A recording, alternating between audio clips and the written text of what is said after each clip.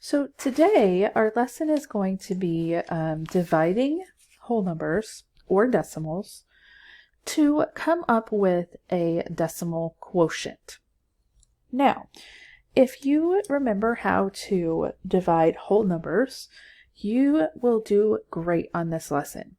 Okay, if you don't remember, that's okay because we're going to review those steps within this whole lesson, so this will help you out. So before I go to a decimal, I want to talk to you about dividing whole numbers. So if I have the problem 438 divided by 6, let's first do some estimating. Okay, remember our first step in estimating that we did yesterday is to round the divisor. But this is a single digit, so I don't need to round. So I'm going to keep it as a 6. The next step is to look for a relationship to make a compatible number. Does 6 have a relationship with 43? It does not. I do know that 6 times 6 is 36. I like that one because it rhymes. And I also know that 6 times 7 is 42. Well, 42 is really close to 43. So I'm going to use that as my compatible number. So I'm going to take 438 and now it becomes 420 because 43 is 42. Okay? And the next step is to deal with zeros, but I do not have a 0 over on my divisor, so I don't have to worry about that. And the last step is to divide. Well, I know because I found it up here. The relationship 6 times 7 equals 42 means that 42 divided by 6 has to be 7. And because I have 1 0 left, that also goes in my estimate. So I'm saying that the estimate of 438 divided by 6 is somewhere around 70. All right, so then what I want to do is I want to draw my box. Okay, and because this is a 3-digit dividend, I'm going to draw 3 groups. And so I put in my 438. Remember when you're drawing your box to give yourself plenty of room. Okay, and then I'm dividing by 6. I'm going to change to a different color so we don't get lost with our numbers that we're starting with. So remember, we only focus on one place value at a time. Okay, so right now I have 6 pencils. Okay, I need to put 6 pencils in a bag. 6 pencils and only 6. All right, so over here I have 4 pencils. Well, if I have 4 pencils, I cannot make a group of 6.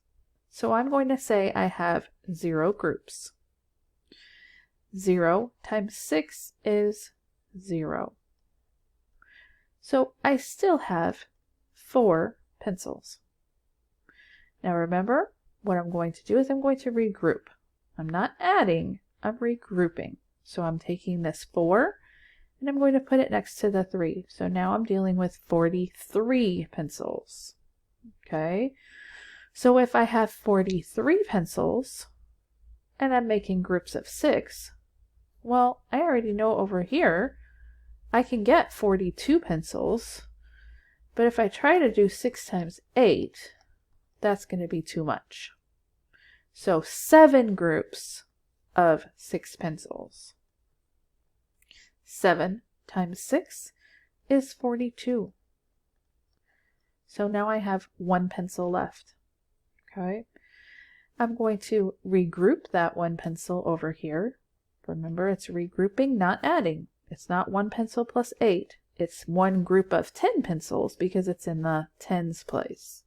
Okay, so now I have 18 pencils and I need 6 in a group. Well, I know that 6 times 3 is 18. So I will have 3 groups.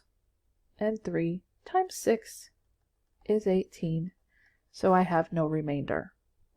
So my answer here is 73. Now we want to evaluate that with the estimate. Is 73 close to 70? Absolutely. Okay. Now that was a review of whole number division. Okay. Now we're going to do, let me get to the blue, I think. The next problem that we're going to do 43 8/10 divided by 6. Okay, I'm doing that on purpose because I want you to see what's the same and what's different between whole numbers and decimals. Okay, so I'm going to do my estimating like usual. So the first step in estimating is to round your divisor. Well, since it's a single digit, I'm going to keep that.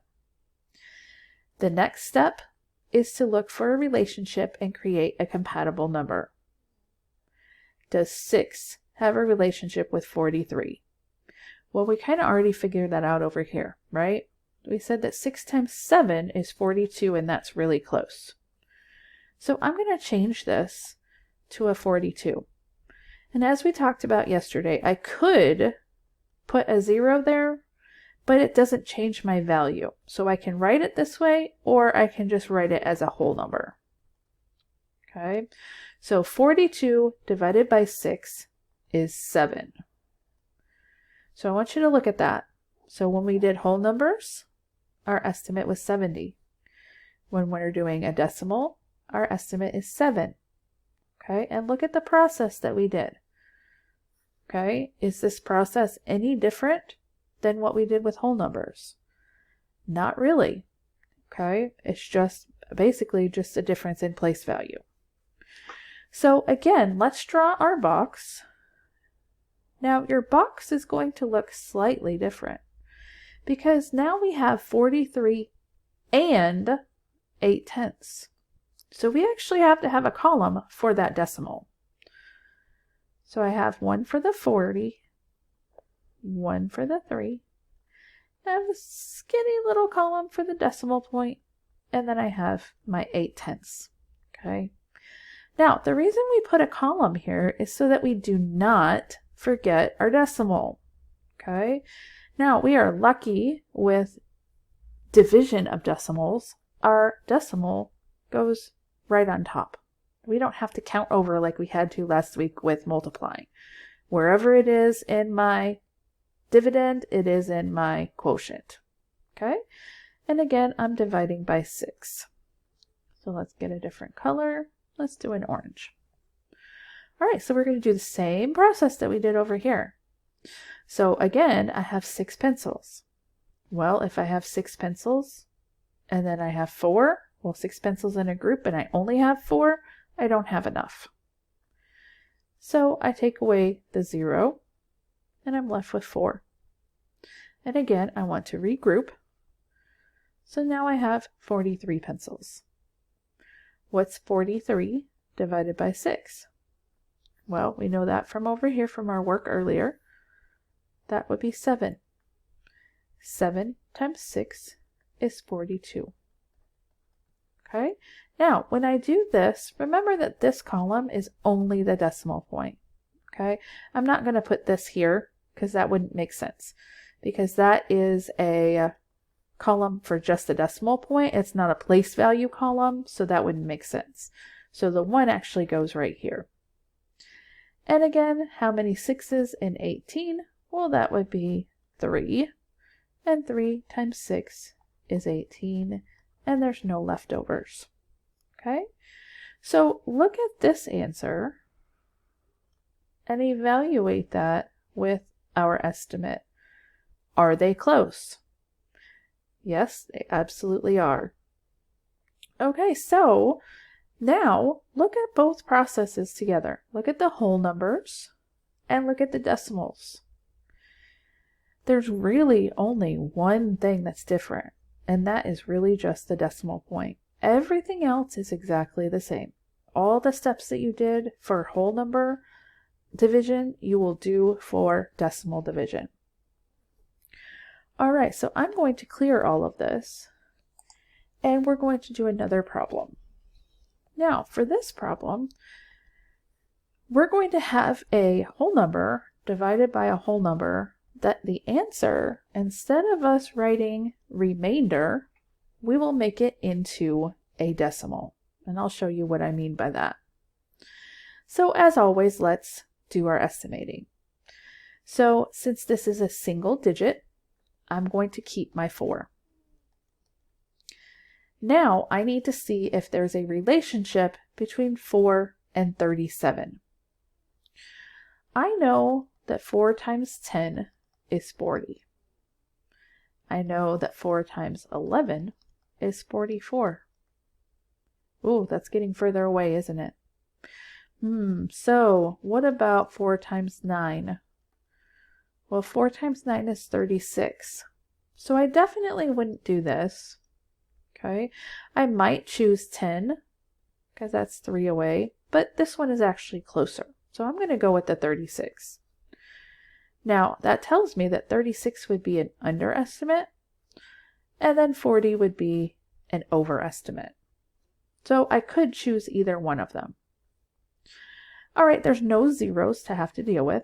So now what I need to do is I need to just divide. So 36 divided by 4 is 9. So my estimate is 9. All right, so now I draw my box. Well, right now I only have a 2-digit number. So I'm going to draw 37. And I'm dividing by 4. Okay. So I have 4 pencils this time. So I'm putting 4 pencils together. Right now, I only have 3 pencils. So do I have enough pencils to make a group? No, I do not. So I have to say that with a 0. 0 times 4 is 0. So I still have those 3 pencils.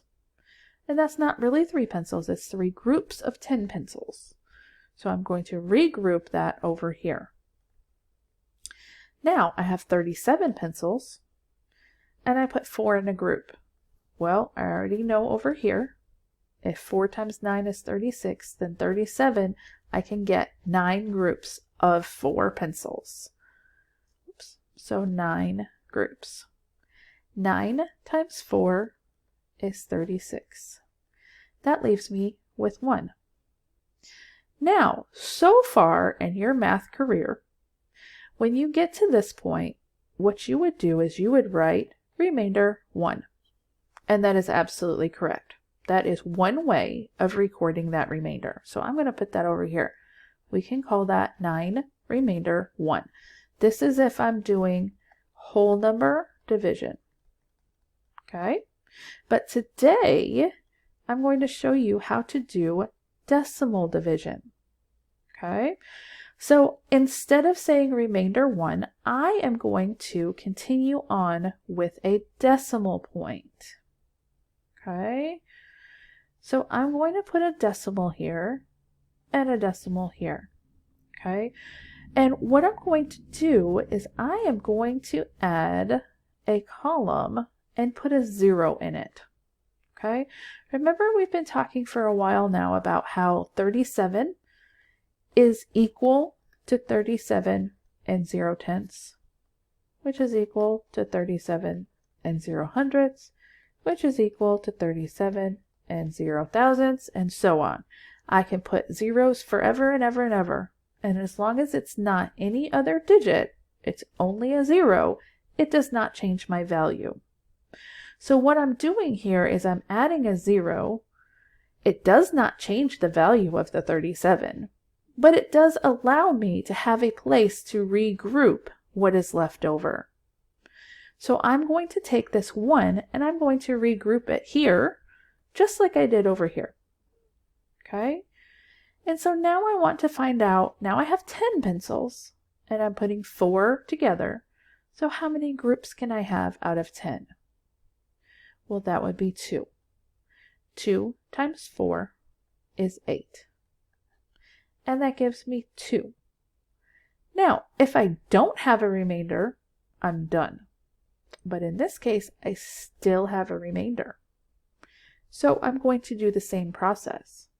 I'm going to add another column and put another 0. Okay, so this is what we started with. This was the first column of zeros.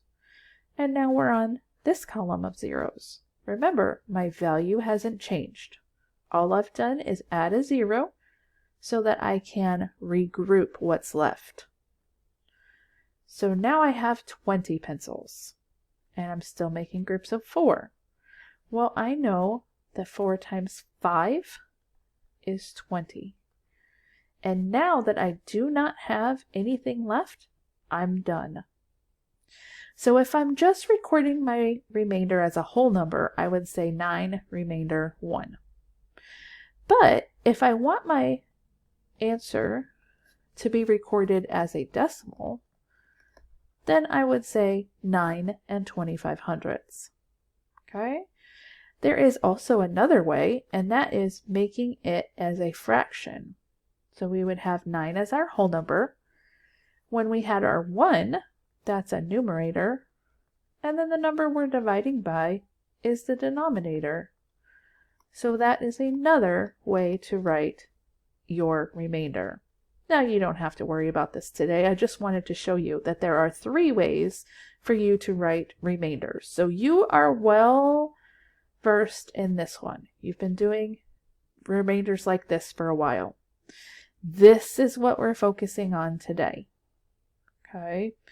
And then this will come in a couple of months. All right?